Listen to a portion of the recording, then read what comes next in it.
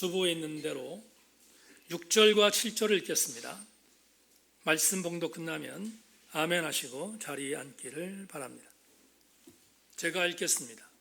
아무것도 염려하지 말고 다만 모든 일에 기도와 간구로 너희 구할 것을 감사함으로 하나님께 아뢰라. 그리하면 모든 지각에 뛰어난 하나님의 평강이 그리스도 예수 안에서 너희 마음과 생각을 지키시리라. 아멘. 자리에 앉습니다. 1981년으로 기억되는데 제가 거듭난 날 이후에 이 찬양을 부르면서 얼마나 많이 울었는지 모릅니다. 기도의 말문이 튀고 나서 기도하기 시작하면서 불렀던 찬양인데 오늘 말씀의 의미도 있겠지만 우리가 지금 이렇게 찬양할 때고 기도할 때도 생각해서 이 찬양 함께 다시 한번 부르기를 원합니다. 괴로울 때 주님의 얼굴 보라 찬양하겠습니다.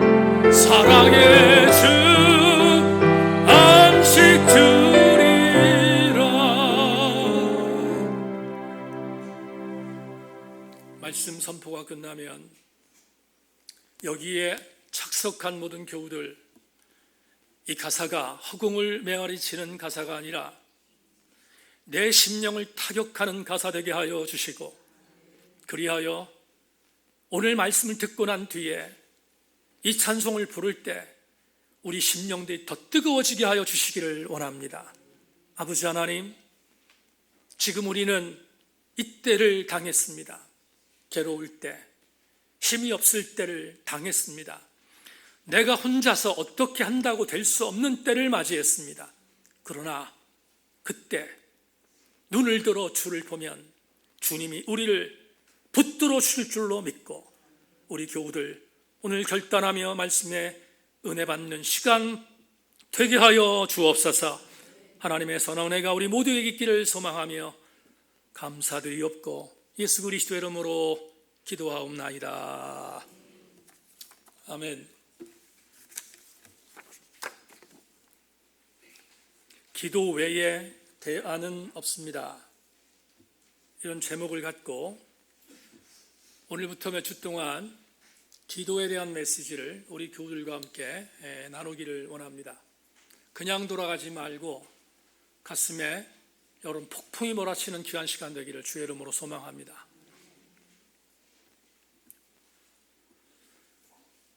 이스라엘 신앙 공동체는 40년 동안 광야에서 있었습니다. 광야에서 40년 동안의 삶은 굉장히 지난했던 이스라엘 신앙 공동체의 기간이었음이 분명합니다. 그러던 어느 날 정말 꿈에도 그리던 가나안의 여리고에 도착했습니다. 그리고 이 여리고에서 그들에게는 잊지 못할 유월절을 보내게 됩니다. 첫 유월절입니다. 광야에서 젖과 꿀이 오르는 가나안 땅에 들어와서 첫 유월절을 맞이한 것입니다. 그때 첫 유월절을 맞이했던 이스라엘 공동체의 그때의 격정을 여호수아서 기자는 여호수아 5장 10절로 12절에서 이렇게 그리고 있습니다. 여러분, 이 구절 대단히 중요하니까 자막을 통해서 잘 집중해 주기를 바랍니다. 또 이스라엘 자손들이 길갈에 진쳤고 그달 14일 저녁에는 여리고 평지에서 유월절을 지켰으며 유월절 이튿날에 그 땅의 수산물을 먹되 그날에 무교병과 볶은 곡식을 먹었더라. 또 그 땅의 수산물을 먹은 다음 날에 만나가 그쳤으니 이스라엘 사람들이 다시는 만나를 얻지 못하였고 그 해에 가나안 땅의 수출을 먹었더라. 설명할 테니까 여러분들은 그냥 이 본문을 읽었다 할지라도 이 본문 속에 담겨있는 의미가 얼마나 중요한 것인가를 담임 목사가 지금부터 전할 테니까 집중해 주기를 부탁합니다.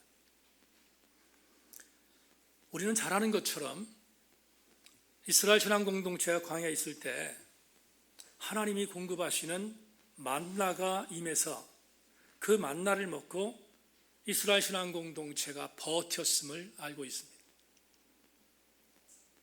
만나가 무엇인가? 여러분, 만나가 무엇이었을까? 한번 생각해 보십시다. 만나는 이렇게 표현해도 틀리지 않습니다. 이스라엘 신앙 공동체가 갖고 있었던 애증의 대상이었어요. 안 먹을 수 없고 먹으면 질리고 그래서 이럴 수도 없고 저럴 수도 없었던 애증의 대상이 만나였습니다. 그런데 분명히 기억할 것은 만나가 있었기에 이스라엘은 40년을 버텼습니다. 그러던 어느 날 꿈에도 그리던 가나안의 길목인 여리고에 도착했습니다. 그리고 그 여리고에 도착한 이스라엘 신앙 공동체는 여리고에서 유월절을 맞이합니다. 유월절 때 그들이 먹어야 하는 유월절의 율례는 볶은 곡식과 무교병을 먹어야 합니다. 애굽에서는 유월절을 지킬 때 애굽의 소산물을 갖고 그렇게 먹었습니다. 그러나 광야에서는 유월절을 지킬 수 없었어요. 40년간 그렇게 유월절을 지키지 못했던 그들은 가나안의 여리고에 들어가서 그곳에서 첫 번째 유월절을 맞이했을 때 놀라운 일들을 경험했습니다. 가나안에서 얻을 수 있었던 수확물로 볶은 곡식을 먹고 그리고 무교병을 먹었습니다. 만나가 아니라 볶은 곡식과 그리고 무교병을 먹었습니다. 여러분 아시는 것처럼 우리가 애굽으로 돌아가면 먹을 식물도 많다. 배추도 있고 오이도 있고 마늘도 있고 우리가 먹을 고기도 있었는데 우린 광야에서 그런 걸 먹을 수 없었어. 만나를 내려주시는 하나님 앞에 불평했던 자들이 그들이었잖아요. 그런데 가나안에 들어가서 그들이 그토록 원했던 식물로 유월절에 감격을 누렸고 그리고 음식을 먹었습니다. 이루 말할 수 없는 감동이 있었을 것입니다. 그런데 대단히 중요한 것은 여호수아서 기자가 하나의 사족과 같은 이 가나안에서 유월절 사건에서 하나의 사족과 같은 대단히 중요한 여운을 조금 전에 읽었던 여호수아 5장에 남겼습니다. 뭐라고 남겼습니까? 이렇게 그날 볶은 곡식과 그리고 무교병을 먹고 난 뒤에 유월절을 지킨 그 다음 이튿날 만나가 그쳤다고 말합니다. 이 구절이 왜 중요한가를 지금부터 말씀드리겠습니다. 만나가 뭘까? 어떤 때는 맛있는 것이었고 어떤 때는 질리는 것이 만나였습니까? 그렇지 않습니다. 해석합니다. 만나는 먹는 음식이 아니라 40년 동안 이스라엘 신앙 공동체가 버티도록 만들어 주었던 하나님의 은혜였습니다. 그런데 제가 왜 은혜라고 표현했습니까? 분명히 은혜였습니다. 이유는 이 만나는 이스라엘 신앙 공동체의 상황에 따라서 변한 것이 아니라 하나님이 무조건 주신 것이기 때문에 40년 동안 하루도 빠짐없이 무조건 주신 하나님의 은혜가 만나였습니다. 그런데 이제 가나안에 들어와서 유월절을 지키면서 만나가 그쳤다는 의미가 무엇입니까? 대단히 중요한 영적인 교훈이 담겨 있습니다. 광야의 40년 동안은 내가 너희들에게 은혜를 내리지 않으면 너희들이 살 수 없어서 은혜를 내려 주었지만 이제부터는 너희들이 은혜를 직접 찾으라는 것입니다. 이제는 내가 너희들에게 무조건 은혜를 주는 것이 아니라 너희들이 내가 줄 은혜를 찾으라는 것입니다. 그게 만나가 그친 사건입니다. 다시 말하면 이제부터는 하나님의 은혜를 능동적으로 찾는 자만이 은혜를 받을 수 있다는 메시지가 만나가 그친 사건에서 보여주는 대단히 중요한 메시지입니다. 설교 준비하다가 지난주 이 말씀을 우연히 묵상하게 되었습니다. 그리고 우연히 묵상하게 된 이 말씀을 오늘 설교의 서두에 집어넣은 이유는 이것입니다. 능동적으로 하나님의 은혜를 찾는다는 말이 과연 무엇일까? 마태복음에 기록되어 있는 한 말씀, 주께서 세례 요한에 빗대어 하셨던 말씀, 그 말씀이 가슴에 와닿았어요. 마태복음 11장 12절에서 이렇게 주님이 말씀하셨습니다. 세례 요한의 때부터 지금까지 천국은 침노를 당하나니 침노하는 자는 빼앗으니라 라고 말씀하고 있습니다. 천국은 침노하는 자의 것임을 주님이 선포하신 것입니다. 무슨 말입니까? 쟁취하는 것입니다. 은혜는 내가 찾는 것입니다. 이제부터 하나님의 은혜는 설정되어 있습니다. 여러분, 하나님의 은혜는 안 주는 것이 아니에요. 하나님의 은혜는 주어지는 것입니다. 중요한 것은 그 은혜를 찾으라는 것입니다. 그 은혜를 찾는 것을 주님은 마태복음에서 천국은 침노하는 자의 것이라고 설명하고 있습니다. 설교를 준비하다가 이 생각이 들었습니다. 그렇다면 구체적으로 천국을 침노한다는 말이 무슨 말인가? 어떻게 해야 은혜를 쟁취하는가? 어떻게 해야 천국을 침노할 것인가 생각하다가 오늘 본문을 여러분과 함께 나누기로 결심했습니다. 오늘 본문은 빌립보서가 배경입니다. 오늘 본문을 빠른 속도로 여러분에게 요약해서 설교하겠습니다. 바울은 빌립보 교회를 칭찬합니다. 어느 정도로 칭찬했습니까? 빌립보서의 가장 유명한 구절이라고 할 수 있는 빌립보서 1장 8절을 보면 이렇게 말하고 있습니다. 내가 예수 그리스도의 심장으로 너희 무리를 얼마나 사모하는지 하나님이 내 증인이시니라. 얼만큼 사랑했습니까? 심장으로 사랑했습니다. 왜 그랬을까?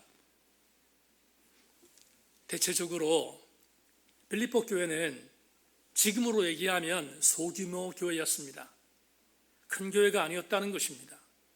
그런데 바울은 자비랑 선교사였기에 그는 직접 돈을 벌면서 선교를 해서 여러 가지 부분에 있어서 경제적인 어려움이 있었습니다.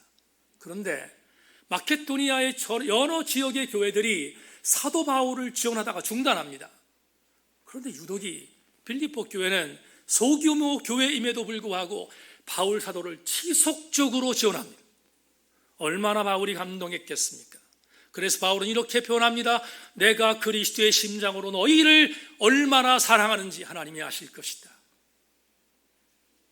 그렇다면 사도 바울이 칭찬한 이 빌립보 교회는 완전한 교회입니까? 완전하지 않았습니다. 옛날에 어떤 책에서 읽었던 글이 기억이 있어요. 어떤 교회에 아주 불만 많은 청년이 목사님을 찾아갔습니다. 찾아가서 목사님께 이렇게 말했습니다. 목사님, 나 교회를 떠날 겁니다. 이유가 뭐냐 하면 이 교회는 참 형편없는 교회입니다. 부족한 교회입니다. 이 교회는 사랑도 없고 이 교회는 은혜도 없고 서로 반목하고 질시해서 나는 도저히 이 교회에서 시장생활할 수 없습니다. 이게 떠나겠습니다. 그럼 떠나면 되는데 목사님께 이제 물었습니다. 목사님, 떠날 수 있는 추천교회를 추천해 주십시오. 목사님 얼마나 기가 막혔겠어요. 이 청년에게 이렇게 말합니다. 청년이 이렇게 말했거든요. 목사님, 정말로 완전하고 정말로 괜찮은 교회 하나만 추천해 주시면 내가 그 교회를 떠나겠습니다. 목사님이 이렇게 말합니다. 얘야, 완전한 교회는 없다. 왜냐하면 네가 가는 그 교회는 또 완전하지 않을 테니까. 어떻게 완전한 교회가 있습니까? 완전한 교회는 존재하지 않습니다. 빌립보 교회가 바울이 칭찬했다고 완전한 교회인가? 완전하지 않아요. 어떻게 완전하지 않은가? 오늘 본문에 의하면 충분히 추측할 수 있는 내용이 나옵니다. 두 가지만 여러분에게 설명하겠습니다. 사도 바울이 빌립보서 오늘 이 편지에서 우리가 읽지는 않았지만 4장 2절로 3절을 보면 심각한 문제가 있었음을 발견하게 됩니다. 2절부터 3절 자막을 보십시오. 내가 유오디아를 권하고 순두개를 권하노니 주 안에서 같은 마음을 품어라. 또 참으로 나와 멍에를 같이한 내게 구하노니 복음에 나와 함께 힘쓰던 저 여인들을 돕고 또한 글레멘드와 그 외 나의 동역자들을 도우라. 그의 이름들이 생명책에 있느니라. 무슨 말입니까? 바울이 칭찬했던 빌립보 교회에 심각한 문제가 있었다는 것입니다. 그 심각한 문제는 순두개와 유오디아라는 이름을 가진 여인들이 싸움박질하고 있었습니다. 그냥 싸움박질한 게 아니라 치열하게 싸우고 있었습니다. 추측하기로는 이 두 명의 여인은 빌립보 여전도회의 회장과 총무입니다. 성경에 그게 나옵니까? 안 나와요. 근데 그렇게 해석한다 이 말이에요. 그 빌립보 교회의 중추적인 역할을 하던 두 여인 유오디아와 순두개가 뭔지 모르지만 반복하며 치열하게 싸우고 있음을 암시하고 있습니다. 그러면 이 내용이 뭔가를 지금부터 설명하겠습니다. 여러분, 빌립보 교회는 빌립보서라는 이 편지는 잘 아시는 것처럼 옥중서신입니다. 바울이 에베소라고 하는 지역에 전도하다가 그곳에서 아주 잠시 동안 투옥된 적이 있습니다. 그 투옥되었을 때 한 사람의 방문을 받습니다. 그 방문은 오늘 우리가 배경으로 보고 있는 빌립보 교회의 성도의 방문이었습니다. 누가 왔는가? 에바브로디도라는 형제입니다. 에바브로디도가 투옥되어 있는 에베소에 찾아온 것입니다. 왜 찾아온지를 알고 봤더니 너무 감사한 일이었습니다. 말씀드렸던 것처럼 빌립보 교회 성도들은 바울을 물질적으로 지속적으로 전했다고 했습니다. 바울이 에베소에 있다는 것을 알고 그것이 투옥됐다는 사실을 알고 빌립보 교회 성도들의 마음이 쓰였습니다. 그래서 빌립보 교회 성도들의 마음을 합쳤습니다. 그리고 헌금했습니다. 헌금이 모아졌습니다. 이 헌금은 전적인 사도 바울의 생활비였습니다. 문제는 빌립보는 그리스 지역이고 에베소는 터키인데 여기를 지금처럼 비행기 타고 가는 것도 아니라 가야 되는데, 배를 타고 가야 되는데 가고 싶은 사람이 누가 있겠습니까? 자원을 받을 수도 없고. 그런데 빌립보 교회 공동체에서 함께 헌금을 하고 모았던 돈을 가져갈 사람이 나타난 것입니다. 그가 바로 에바브로디도입니다. 에바브로디도는 신실한 하나님의 형제였습니다. 그가 돈을 갖고 에베소로 출발했습니다. 감옥에 가 있는 바울을 만났습니다. 그리고 빌립보 교회 성도들이 함께 모금한 정성스러운 헌금을 전달했습니다. 전달할 때 그냥 전달했겠습니까? 아닙니다. 빌립보 교회 영적 상태를 같이 보고했습니다. 아시는 것처럼 빌립보 교회는 바울이 첫 번째로 유럽 전도 여행을 떠났을 때 첫 번째로 세웠던 교회 아닙니까? 그러니까 빌립보 교회에 대한 사랑은 얼마나 컸겠습니까? 바울 마음속에 빌립보 교회는 잘 자라고 있음을 확신했는데 보고를 한 에바브로디도의 보고에 의하면 두 가지 문제점이 있음을 지적하고 있습니다. 첫 번째 내용이 뭘까? 빌립보서에 나와 있는 성경의 내용을 이해하면 첫 번째는 갈라디아 교회가 그런 것처럼 빌립보 교회도 율법 교사들이 내려와서 율법으로 복음을 훼손시키고 있다는 그런 기가 막힌 보고를 받은 것입니다. 율법 때문에 교회가 흔들리고 있다는 보고를 받았습니다. 첫 번째 보고입니다. 두 번째, 말 그대로 조금 전에 전했던 것처럼 여자 2명이 교회를 말아먹고 있습니다.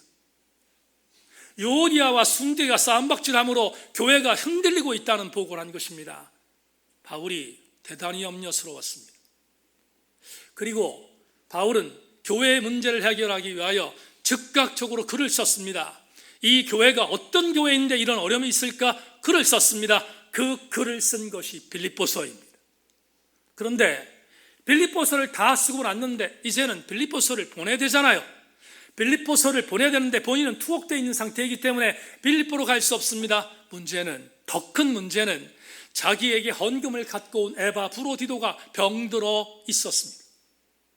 그것도 그냥 병이 아니라 중대한 병이라고 성경이 말하기에 어떤 병인지 모르겠지만 거동이 불편했던 것 같습니다. 그런데 급한 나머지 투옥되어 있는 사도 바울이 에바브로디도를 케어할 수 없으니까 어떤 방법이든 간에 다시 안정적인 교회인 빌립보 교회로 에바브로디도를 보내기로 마음먹고 에바브로디도를 보내면서 자기가 빌립보의 교회 상황을 위하여 썼던 편지를 인편으로 맡겼습니다. 그리고 에바브로디도는 다시 힘들었지만 에베소에서 빌립보로 사도 바울이 쓴 편지를 갖고 길을 떠난 것입니다. 그 편지에 몇 가지 구절을 여러분과 나누기를 원합니다. 빌립보 3장 2절, 개들을 삼가고 행악하는 자들을 삼가고 몸을 상해하는 일을 삼가라.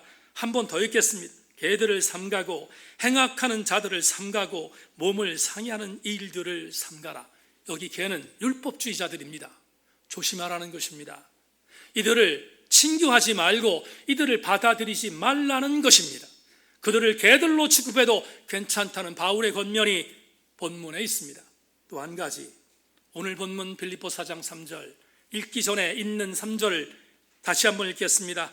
또 참으로 나와 멍에를 같이 한 내게 구하노니 복음에 나와 함께 힘쓰던 저 여인들을 돕고 또한 글레멘도와 그 외 나의 동역자들을 돕으라. 그 이름들이 생명책에 있느니라. 이건 분명히 순두개와 유오디아라는 두 여인의 싸움박질에 함께 어느 편을 들지 말고 이 싸움박질을 모든 빌립보 교회 성도들이 함께 마음을 모아 물리치라고 권면하고 있습니다.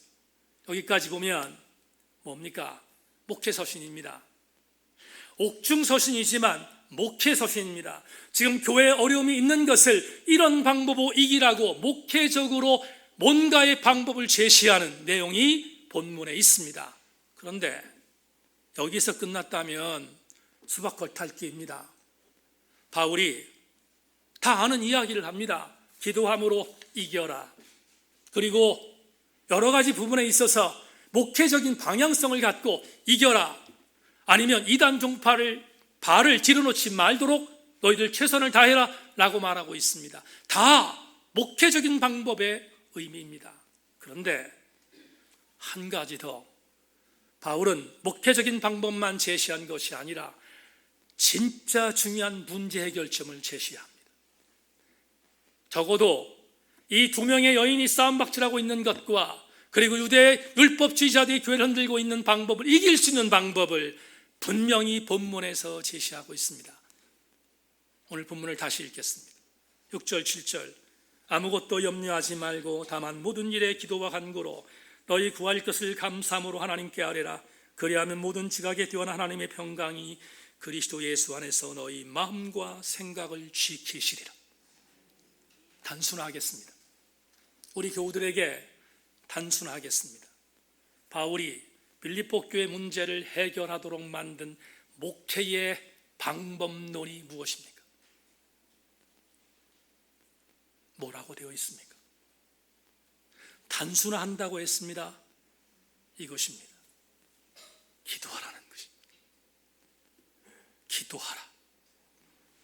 일부 예배 때 여기까지 설교를 하니까 몇몇 교우들이 그래요. 고개를 끄덕끄덕 하면서 그럴 줄 알았어. 분명히 이렇게 말할 줄 알았어. 그 느낌이었어요. 그런데 오늘은 상투적이라고 생각해도 다시 강조합니다. 교회의 문제를, 내 문제를, 내 신앙의 견고함을 위해서 내가 할 수 있는 방법은 기도하는 것입니다. 오늘 설교의 제목으로 돌아가겠습니다. 적어도 우리 세인교회 공동체와 여러분들의 범사 속에서 지금 이렇게 혼란스러운 일체의 상황 속에서 내가 흔들리지 아니하고 교회가 견고해지며 내 신앙 여정 안에서 절대로 흔들리지 않고 달려갈 수 있는 유일한 방법은 기도 말고 다른 대안이 없습니다. 6절을 여러분과 함께 다시 읽겠습니다. 아무것도 염려하지 말고 다만 모든 일에 기도와 간구로 너희 구할 것을 감사함으로 하나님께 아뢰라. 이 구절을 읽다가 제 설교 준비가 다 그렇습니다만은 거꾸로 생각해 보기로 했습니다. 아무것도 염려하지 말고 다만 모든 일에 기도와 간구로 너희 구할 것을 감사로 하나님께 아뢰라를 역으로 생각하면 이러한 해석이 나오지 않습니까? 뭡니까? 기도와 간구를 하나님께 드리지 않을 때 생기는 것이 하나 있습니다. 뭡니까? 염려입니다. 염려라는 단어는 그냥 지나칠 수 있는 단어가 아닙니다. 염려라고 번역된 이 단어는 헬라어 메림다우의 번역입니다. 메림다우는 영어로 anxiety라고 합니다. 메림다우는 어떤 의미를 갖고 있는가? anxiety, 염려, 생각을 쪼개는 것입니다. 생각이 분리되는 것입니다. 생각이 분리된다는 의미가 메림나우, 염려라는 단어로 오늘 본문에서 기록하고 있습니다. 연수대학교에서 THM 학위를 할 때 연수대학교 의과대학 정신과 병동에 가서 6개월 동안 공부를 했습니다.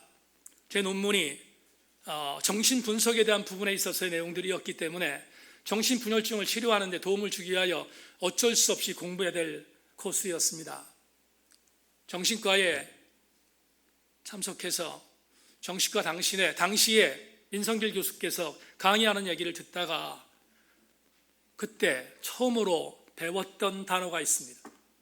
뭐냐? 불안장애입니다. 불안장애를 영어로 말하면 anxiety disorder입니다. anxiety disorder. 무슨 말입니까? 염려 때문에 무질서해진다는 의미입니다. 이걸 정신분석학적으로 다시 한번 해석하면 이런 뜻이 됩니다. 다양한 형태의 비정상적 병적인 불안과 공포로 인하여 일상생활에 장애를 일으키는 정신질환, anxiety disorder, 불안장애입니다. 생각과 정신이 쪼개지면 정상적인 생활을 할 수 없습니다.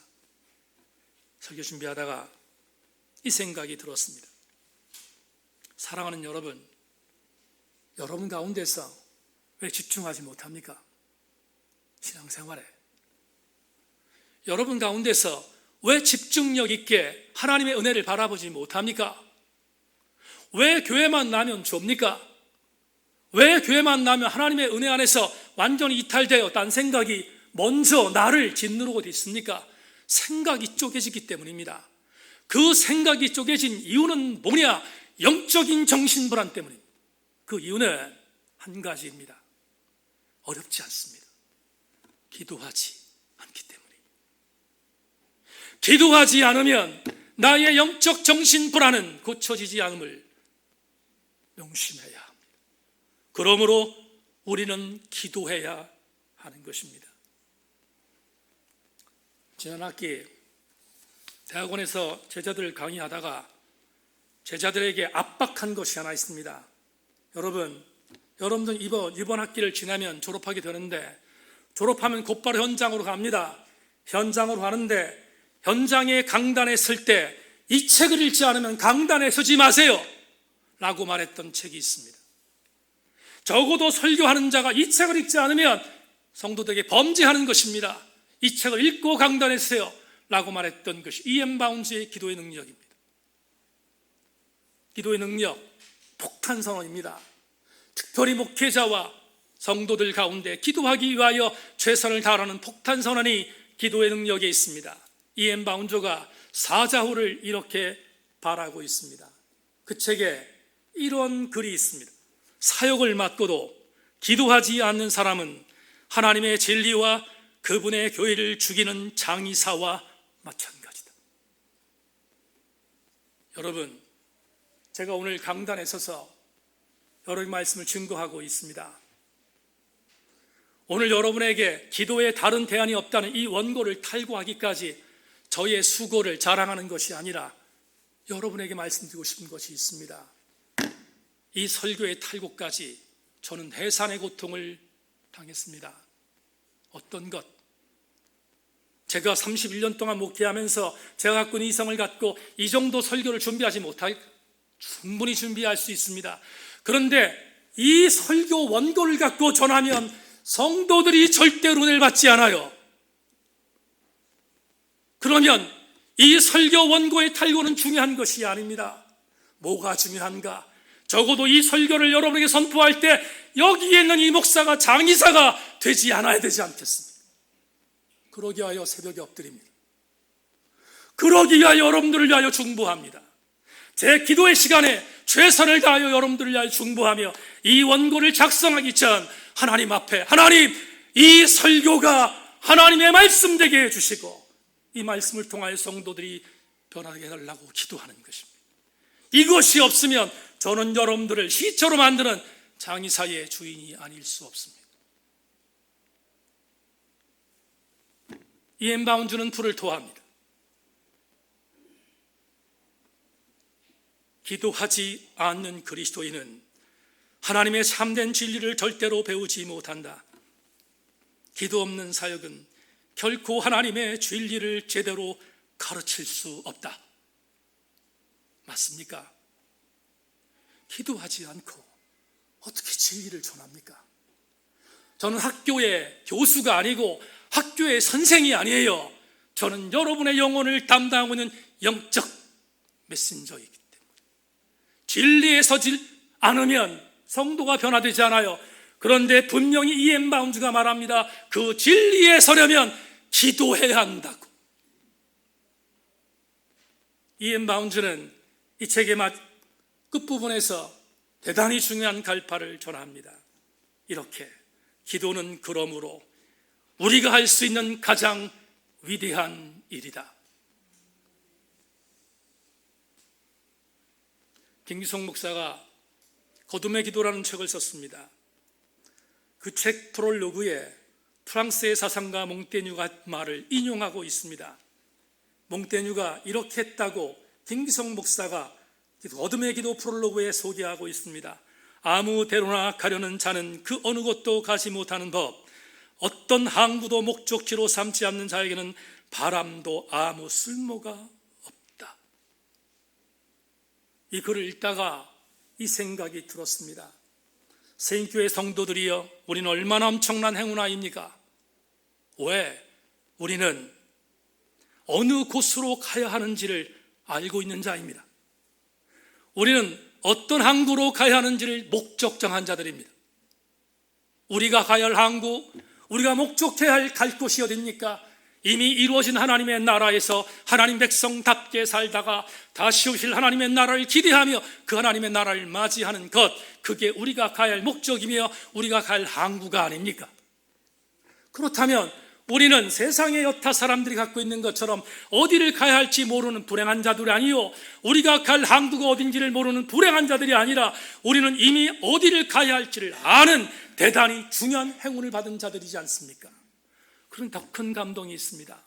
항구가 어딘지 모르며 목적이 어딘지가 모르는 자는 배를 타고 갈 때 바람이 아무 쓸모짝이 없다고 몽테뉴는 말하고 있습니다. 그런데 우리는 바람이 쓸모 있습니다. 왜냐하면 갈 곳을 알기 때문입니다. 우리가 타고 있는 영적으로 승선한 우리의 배가 바람에 흔들릴 때 그 바람이 가는 그 바람이라고 하는 것이 뭘까? 그 바람에 따라 우리의 배가 흔들릴 때 우리가 가야 하는 바람이 뭔가? 그게 바로 기도인 것입니다. 저와 여러분들이 기도할 이유는 기도하지 않으면 우리의 목적지에 갈 수 없기 때문입니다.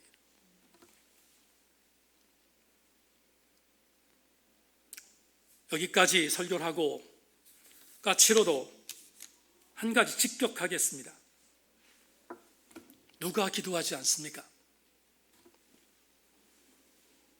왜 기도하지 않습니까? 이유가 뭡니까? 두 가지 이유 때문입니다. 목회하면서 배웠던 기도하지 않는 이유 두 가지입니다. 아마 이곳에 있는 여러분 가운데서 절대로 탈출가 없을 것입니다. 마찬가지이기 때문입니다. 첫째, 기도하지 않는 이유, 기도 안 해도 안 해보니까 살만하기 때문에 기도 안 합니다. 기도 안 해도 살만하니까 안 하는 것입니다. 둘째, 치명적인 영적인 암 환자입니다. 왜 기도 안 하는가? 기도해도 별일 없이 별로 효과가 없다고 믿기 때문입니다. 두 가지 때문에 기도하지 않습니다. 여러분, 저는 이런 생각이 들어요. 저도 기도하면 응답받지 못하는 것이 수두룩합니다. 그래서 그런 유혹이 있을 수 있어요. 기도해봐야 별일 없지 생각해서 기도 안 하는 일들이 있습니다. 그런데 대단히 위험한 것이 하나 있습니다. 기도가 현장에서 곧바로 이루어지는 것만이 기도가 아니라는 것입니다. 기도의 승부수의 주체는 내가 아니라 주님이 갖고 계세요. 그러면 기도하지 않을 때, 내가 기도하지 않아 교만해질 때 어떤 위기가 당합니까? 대단히 위험한 치명적인 위기가 있습니다. 뭡니까? 기도 안 해도 살만하니까, 기도해도 별게 없으니까, 기도 안 해도 괜찮다고 생각하여 기도 안 할 때 우리에게는 치명적인 영적인 아킬레스건은 하나님과의 단절이 끊긴다는 것입니다. 나는 하나님과 전혀 관계없는 자가 됩니다. 나는 하나님과 전혀 무감한 존재가 되는 것입니다. 과학적 메커니즘으로 기도에 효용이 없다고 수많은 사람들이 유혹하기 때문에 그래 기도해도 별일 없지라고 말하는 그것에 넘어가는 자는 하나님과 무관한 존재가 된다는 치명타에서 자유로울 수 없는 것입니다. 더군다나 그럴 때 나는 하나님의 나라와 단절되어 있다는 이 기가 막힌 현실을 나만 모르고 있다는 것입니다. 이미 하나님과 영적인 호흡이 끊어진 자가 하나님 나라를 운운할 수 있습니까? 하나님 관계를 운운할 수 있습니까? 운운할 수 없습니다. 기도는 내가 지금 하나님과의 관계가 현재 진행으로 설정되어 있다는 증거이기 때문입니다. 사랑하는 새인교회 지체 여러분, 교만하여 담대하면 기도하지 않습니다. 반대로 내가 연약하여 내가 도무지 어찌할 수 없어서 기도하지 않으면 안 된다는 것을 인정하는 기도가 하나님과의 관계를 이루는 현재 진행의 도구라는 것을 믿는 자는 기도하게 되어 있습니다. 지난주 장계월 권사님 신방을 다녀왔습니다. 딸이 우리 교회로 와서 우리 교회에서 신앙의 여정 안에 들어서서 잘 정착하고 있다는 것에 대하여 너무 감사했습니다. 권사님께 이렇게 말씀드렸습니다. 권사님, 이제 딸이 정착했는데 딸이 신앙생활을 승리할 수 있도록 제가 담임 목사이기에 기도할 것입니다. 그러자 장 권사님이 이렇게 말했습니다. 그거면 저는 최고의 감사입니다. 지난 한 주간 동안 저에게 기도 부탁이 들어온 것이 얼마나 많은지 몰라요. 아들이 이렇습니다. 딸이 이렇습니다. 남편이 이렇습니다. 내가 맡고 있는 경영터가 이렇습니다. 엄청난 기도의 제목이 들어왔습니다. 우리 세인 공동체의 멤버십이 있는 지체들이 저에게 기도의 요청을 한 것이기에 새벽에 제 서재에서 제 기도 시간에 그 기도 제목을 붙들고 씨름하며 지속적으로 기도하고 있습니다. 이미 이루어진 기도도 있고 이루어지지 않은 기도도 있습니다. 그런데 저는 분명히 믿는 것이 있습니다. 내가 기도하는 한 하나님께서 그 기도의 응답을 이루어 줄 것이란 믿음입니다. 그런데 오늘 여러분들에게 직격하겠습니다. 혹시 나만 기도합니까? 나에게 기도를 부탁한 성도들이여 나만 기도합니까? 여러분은 기도하고 있습니까? 나만 기도하면 대단히 유감스럽지 않겠습니까? 저는 우리 교우들이 기도에 달한 대안이 없다는 것을 확신하고 기도의 제목이 있을 때 함께 기도하는 기도의 용사들이 다 되기를 주님의 이름으로 축원합니다. 이제 마지막으로 성경적인 내증을 하나 말씀드리고 설교를 맺겠습니다. 역다 20장을 보면 여호사밧이라는 유다의 왕이 등장합니다. 여호사밧이 끌고 있었던 남유다는 별로 힘이 없었습니다. 군사력도 별 볼 일이 없었습니다. 그런데 마침 군사력에 있어서 약소국가였던 남유다가 눈의 가시처럼 여겼던 저 남유다를 집어삼키는 건 유도 아니야 생각했던 세 나라가 있었습니다. 모압과 암몬과 마온입니다. 이 세 나라의 왕들이 연합해서 남유다를 침공했습니다.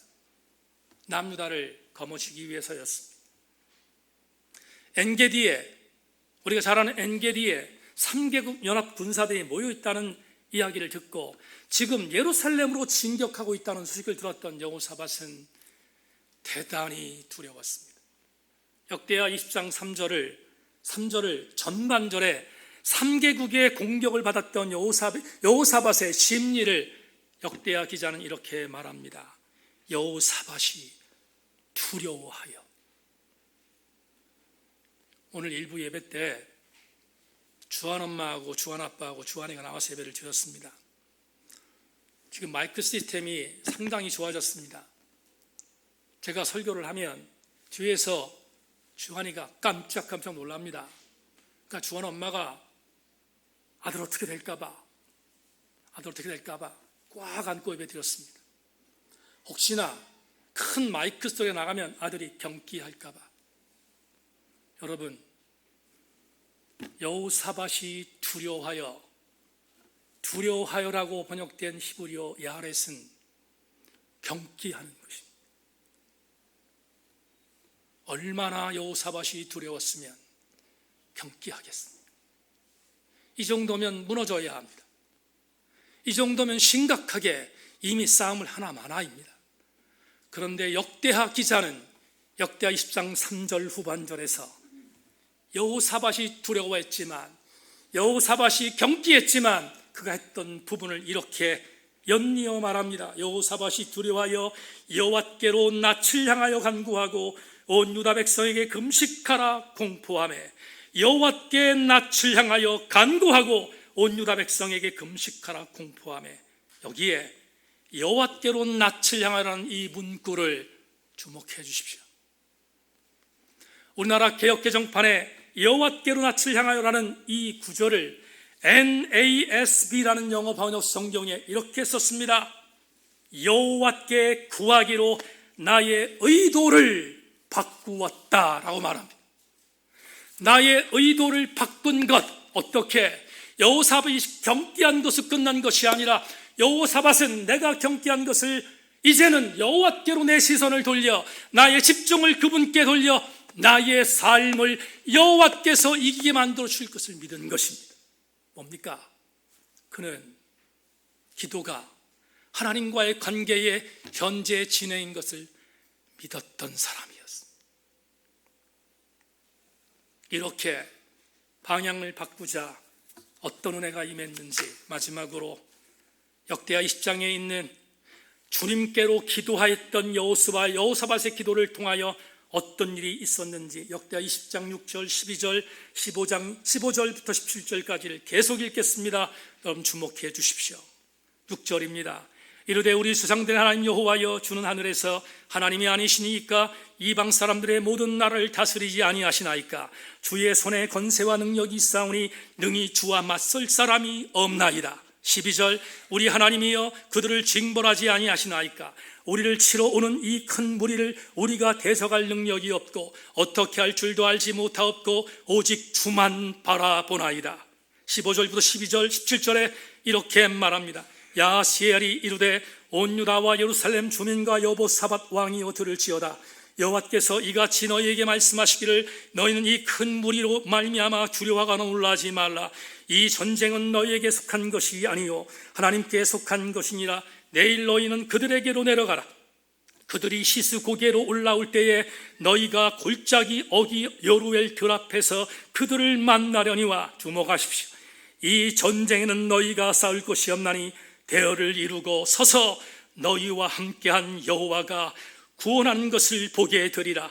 유다와 예루살렘아 너희는 두려워하지 말라. 놀라지 말라. 내일 그들을 맞서 나가라. 여호와가 너희와 함께 하리라 하시니라. 2부에 나오신 사랑하는 교우 여러분, 기도가 무엇입니까? 하나님이 나를 태우신 싸우시는 무기입니다. 기도가 무엇입니까? 하나님이 나와 함께 하시는 은혜의 통로입니다. 기도가 무엇입니까? 나는 아무것도 하지 않아도 하나님이 나를 위하여 이기게 만드시는 능력이 기도인 줄로 믿습니다. 이제 말씀 맺겠습니다. 오래전 레오나르 레이븐힐 있었던 한 글을 읽게 되었습니다. 그는 목회자인 저를 이렇게 타격했습니다. 기도는 전투를 위한 준비가 아니라 전투 그 자체이다. 어려운 설교자의 뜨겁고 효과적인 기도는 그가 설교단 앞에 서기 전에 이미 마귀를 무장하게 시킨다. 마귀는 설교를 두려워하지 않는다. 그러나 마귀는 기도한 설교자는 두려워한다. 이번 주 수요일부터 수요 심야 기도회가 시작됩니다. 더불어 2월 26일부터는 금년도의 사순절이 시작되는 제2의 수요일을 맞게 됩니다. 작년 기도원에서 목회 계획을 설정하다가 수요일 심야 기도회를 마음에 정했습니다. 왜냐하면 우리 교회가 약한 두 가지, 우리 교회 아킬레스건 두 가지를 바꿔보기 위해서입니다. 첫째, 영혼구원 사역.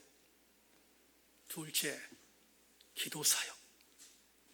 그런데 기도 사역 없이 영혼구원은 이루어지지 않습니다. 그러므로 2020년 2월을 시작하며 우리가 마음에 다짐해야 할 것이 있습니다. 그건 기도하지 않으면 죽는다는 믿음입니다. 왜냐하면 기도 외에 이런 유가 다시 나갈 수 없다고 주님이 말씀하셨기 때문입니다. 지난주부터 우리 교회의 성도들이 예배를 나올 때 모양새가 바뀌었습니다. 마스크를 쓰고 예배를 드리고 있습니다. 괜찮습니다. 그렇게 드리십시오. 얼마든지. 우리 교회의 안내석에 손세정제가 준비되어 있습니다.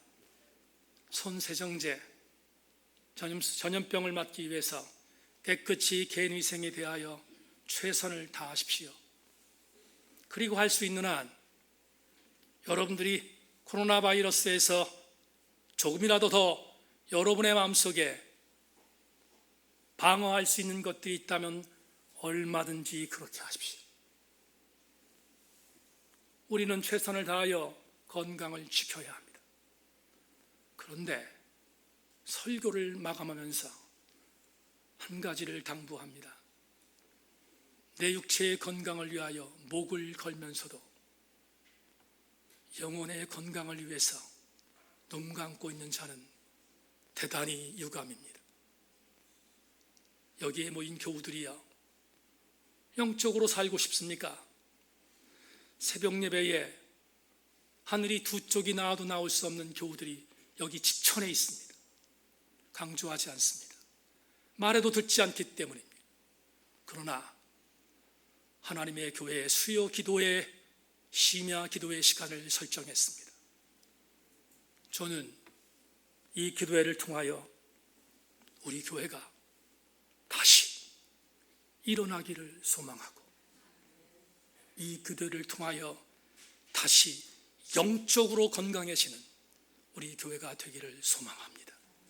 모쪼록 수요일 날 함께 모여 기도하는 기도의 시간에 우리 교회가 기도에 수없이 많은 간증들이 폭발적으로 일어나는 강력한 교회 되기를 소망하며 여기 있는 모든 교우들이 그 기도의 동력자들 되기를 주의 이름으로 축원합니다. 하나님 감사합니다.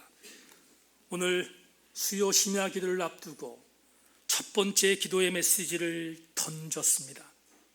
하나님, 종이 먼저 엎드리고 무릎 꿇고 기도로 무장하여 준비했습니다. 그리고 앞으로 그렇게 나아갈 것입니다. 우리 교우들 기도 외에 다른 승리의 대안이 없음을 명심하고 기도에 전심전력하게 하여 주옵소서. 우리 모든 교우들마다 이 은혜 안에 있기를 소망하며 예수 그리스도 이름으로 기도하옵나이다.